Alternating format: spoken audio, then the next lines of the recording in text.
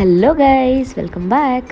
ఈరోజు మనం చేయబోతున్న recipe very simple evening tea time snack అనమాట, పాలక్ పకోడీ.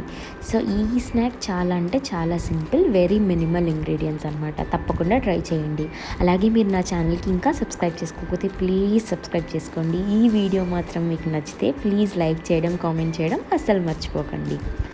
పాలక్ పకోడీ చేసుకోవడానికి నేను ఇక్కడ ఒక కట్ట పాలకూరని కట్ చేసి కడిగి ఒక బౌల్లో వేసుకున్నాను.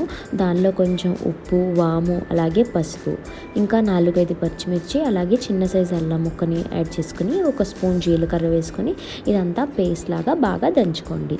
ఇలా దంచుకున్న పేస్ట్ని కూడా ఈ పాలకూర ఆకుల్లోకి యాడ్ చేసి అలానే కొంచెం కరివేపాకు యాడ్ చేసి ఇవన్నీ పాలకూర ఆకులకి పట్టేలా బాగా కలుపుకోండి. బాగా కలుపుకున్న తర్వాత దీనికి బియ్యం పిండి ఇంకా శనగపిండి యాడ్ చేస్తున్నాను. ఇక్కడ నేను పెద్ద స్పూన్ తీసుకుంటున్నాను కాబట్టి ఒక్కొక్క స్పూన్ తీసుకుంటున్నాను. అదే మీరు మామూలు స్పూన్స్ వాడితే 4 స్పూన్స్ యాడ్ చేసుకోండి. యాడ్ చేసుకుని వీటిని అన్నిటినీ బాగా కలుపుకోండి. కలుపుకున్న తర్వాత చూడండి, దీనికి వాటర్ వేయాల్సిన అవసరం ఏం లేదు. ఆల్రెడీ పాలకూర ఆకుల్లో వాటర్ కంటెంట్ ఉంటుంది కాబట్టి.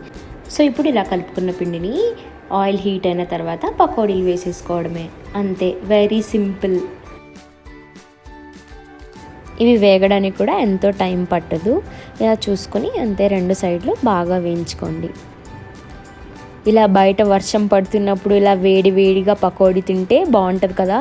యాక్చువల్లీ ఈ సీజన్లో మనకు ఆకలి కూడా ఎక్కువ వేస్తుంది. సో స్నాక్స్ ఏమన్నా తినాలనిపిస్తుంది కదా ఈవినింగ్ టైం.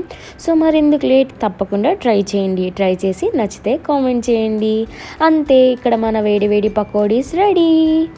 ఇప్పుడు ఇలా హాట్గా టీతో పాటు పకోడీని సర్వ్ చేసేసుకోవడమే. Thank you so much for watching. See you in my next video. Bye.